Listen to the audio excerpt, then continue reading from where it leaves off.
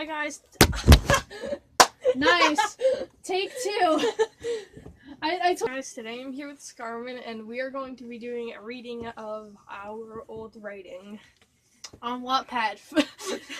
This was like, okay, so the first story we're reading is the story of us, and it was based off of tons of characters that you've probably seen Mare draw and probably have seen me draw, and it's like, it's interesting because character development. I like character development stuff. And so a lot of it all started with writing, or like RPGs, and then it progressed to writing, and then it progressed to not ever going on Wattpad, and then going back on, and then seeing these. So the main character of my book is the one that you've seen a speed paint of, like put your head down quickly. It's this one right here, the crying girl. I don't like that drawing. It's like the old design of Teddy too, because Yeah. Teddy now has brown hair. She has brown hair now, that's her now. But yeah, character development, it's really cool. Oh, you should probably like insert like the picture. Insert picture. I will. Okay. I am actually going to turn all this writing into the disregarded tales, because together it's like a full, like, small novel thing. Yeah, it is a novel, honestly. It's just that at the time it was like very angsty. It's cringy, I don't like it, so I'm just gonna like put it as the disregarded tales. And then try to rewrite it. Oh, Jamie, like, oh my gosh, Jamie, it looks so dorkish. I've actually already started rewriting it. But... That was trackpad art. If you guys don't know what I'm talking about, insert picture. I don't know. Yeah. Insert cover picture.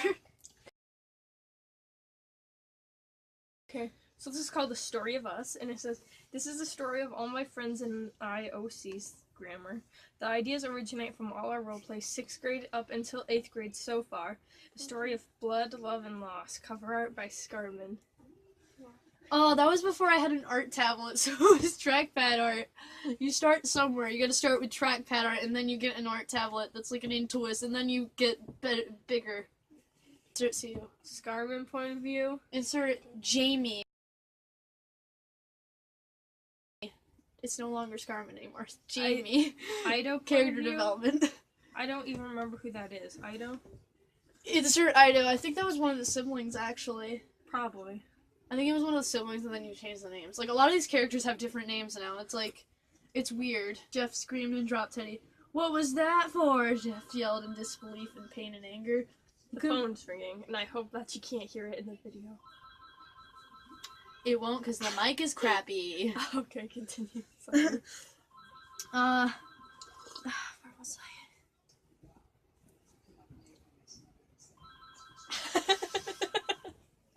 Someone answer it. Alright, where was I? He looked down at his broken arm and recoiled back, astonished to see that it didn't look broken at all. He commanded his arm to move, and it listened. "Teddy's blood? Probably." He stopped walking. "Teddy can heal my wounds," he muttered, not really believing his own words. The reality started to set in. "I'm not the only immortal." Wait. Ugh. Excuse me. If Teddy can die, why did she say she was mortal? Maybe a monster? The image of Teddy's wings flashed in his mind. Teddy's eyes, her nails, strength. Chapter 1. Jeffrey, I started writing this in like the very beginning of 8th grade, so it's like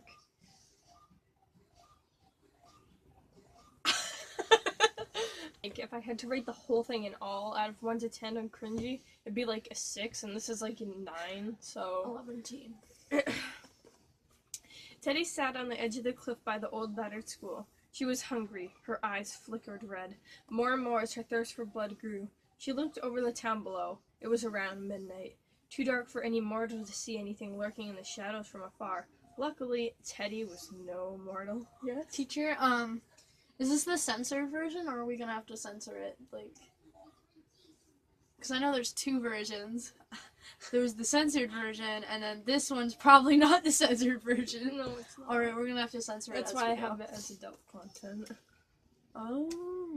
She scanned the town for any life figures. There by a wall in the corner of Avon Bridge Street, she saw something moved. She opened her wings to go for it, but then she froze. Her wings perked up. Her wings perked. Go for it. The tips of them became sharper than a porcupine's quill. What? Okay. Her pupils dilated. She heard a scream coming from the high school. It sort of sounded like a living being. Well, that's like me every day at school. Whoever that idiot was. But it says rejoicing. I would be screaming in agony. Like, I've legit walked into the, like, bathroom, and I'll just scream because I'm so frustrated and then walk back out. And then Teddy's eyes stopped flickering red, and instead faded from blue to pure red, which is okay. Like, but in a bad way. But it was weird as far as she knew. The high school was abandoned. She knew because she lived there. How dare they trespass? And how did they get past Teddy? She didn't know who this person was, but they were obviously sneaky if they could stay below the radar and get inside the school. Teddy sneaked along the outside of the school, peeking through the windows until she found the occupied room. It was the science room. Inside, the lights flickered on. Dim, but on. A man stood in front of the desk. On the desk held a ring stand. He was boiling something. After about 10 minutes, he picked up the beaker with some tongs and set it on the table. Wow, this is like the only time I'll ever use science knowledge, ever. Whatever was in the beaker glowed an eerie blue. Weird. Then to Teddy's surprise, the man poured the beaker's contents onto the table. Teddy's table! She got mad and opened the window. Hey, what do you think you're doing? Teddy yelled in a raspy voice. Her anger radiated right off her cheeks. None of your business, the man calmly replied, then whispered something Teddy couldn't quite make out. The liquid turned to fog. The fog went for the window. The liquid's becoming aware. Teddy breathed the liquid in. She started to panic and cough. What was that? She fell to the ground. Her lungs stung like an open cut that had been touched by lemon juice.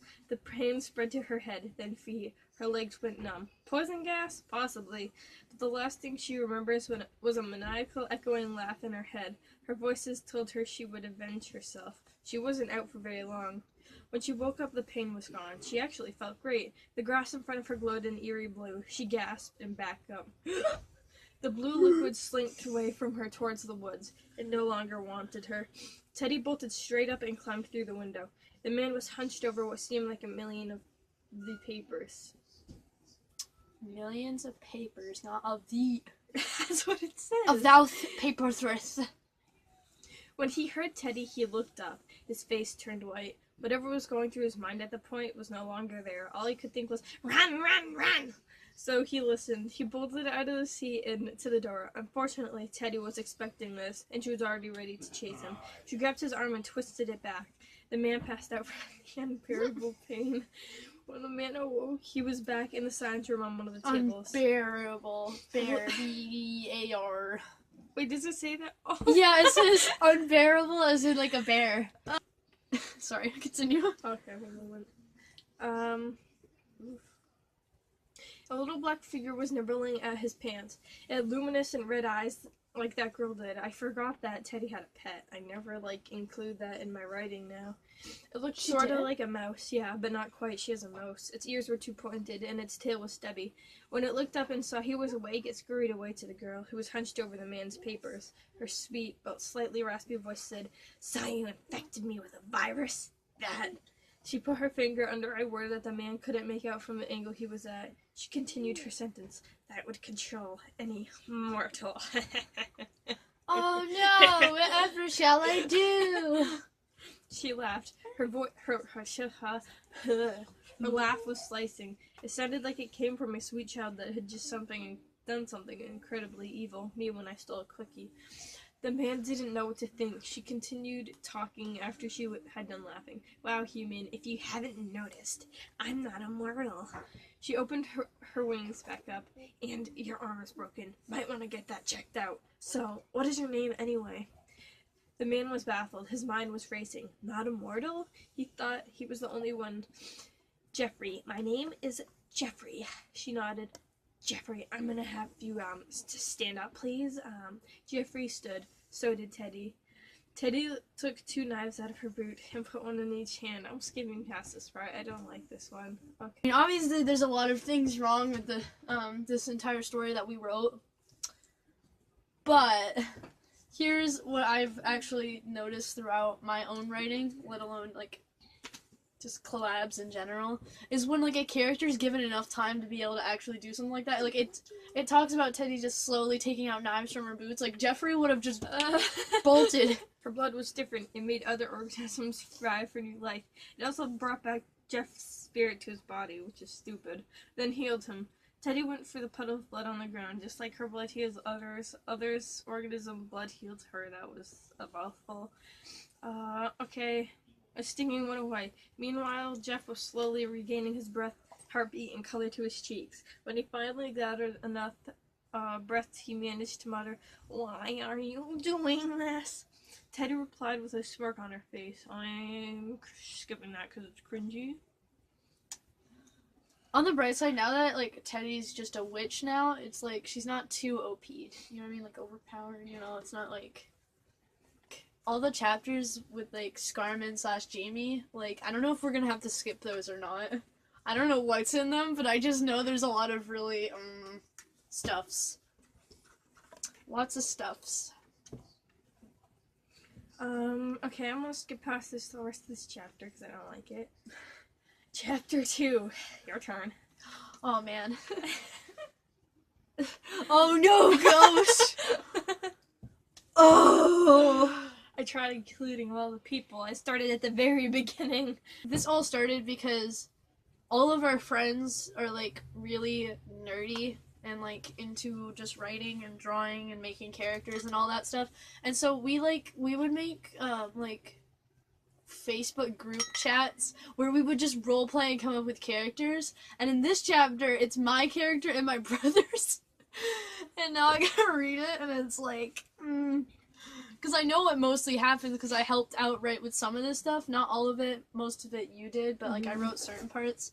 And so like I remember certain things from this. I think that's enough for this video because it's literally already 21 minutes long, but we can start a new one and go from there. So... Content! I can't set it off. Oh, flashbacks to 6th grade. Hated Tasia. Oh, wow! Pick up!